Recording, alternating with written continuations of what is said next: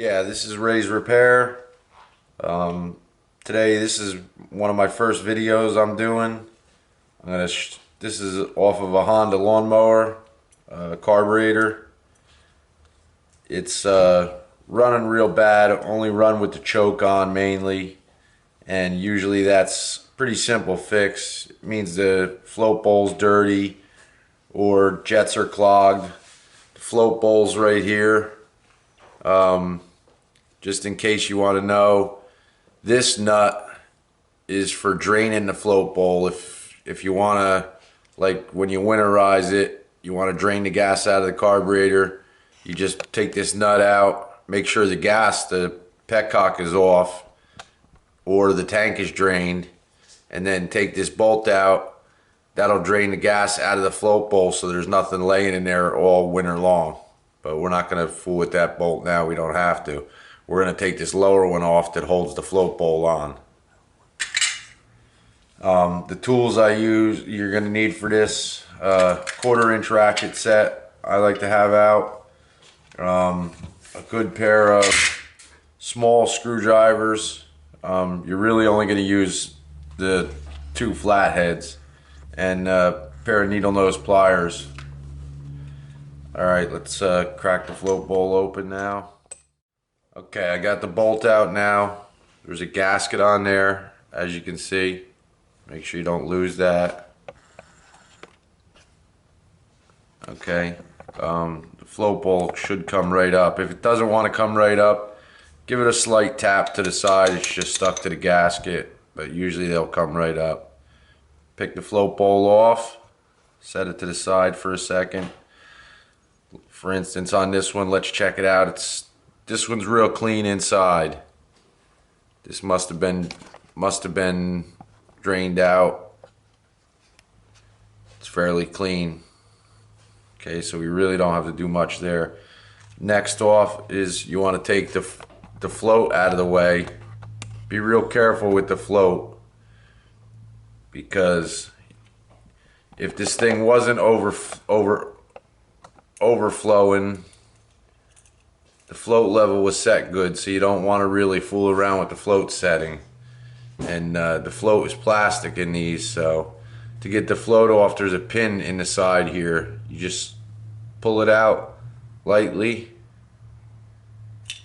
and the float drops down. Put the pin to the side and then lift the float up off. You'll see the needle and seat is under there. Okay, make sure that don't drop off. That's one thing that you don't want to mess up. Okay, now on this particular carb, you really only have 2 circuits. You got your jet circuit in here, and you got your needle and seat, which lets the gas flow in and out. All right, the jet right here that we're going to clean out, that I'm assuming is dirty, is this one right here, which uses a small flathead.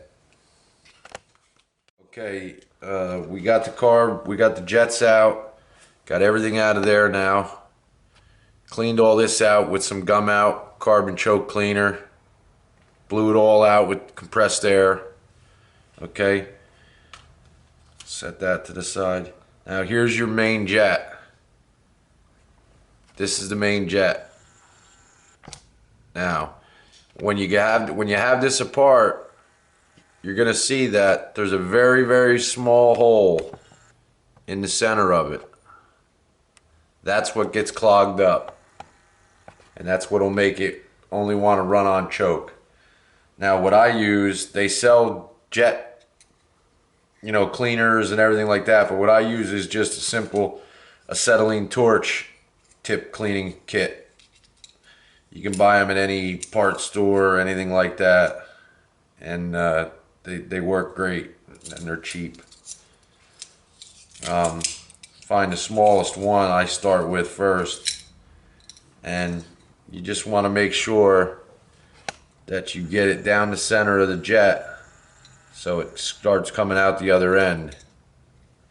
Okay, and just run it back and forth a little bit. You don't want to run it too much, because you don't want to file away any of them, any of the material. This is only brass.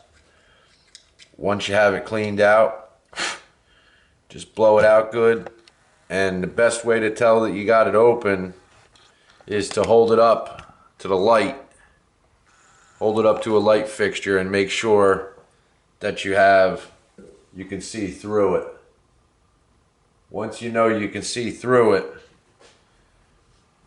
make sure you have all of your material, all of your carburetors, components all cleaned out good. Like I said, gum out carbon choke cleaner, clean it all out, spray it all out real good. I have a can here.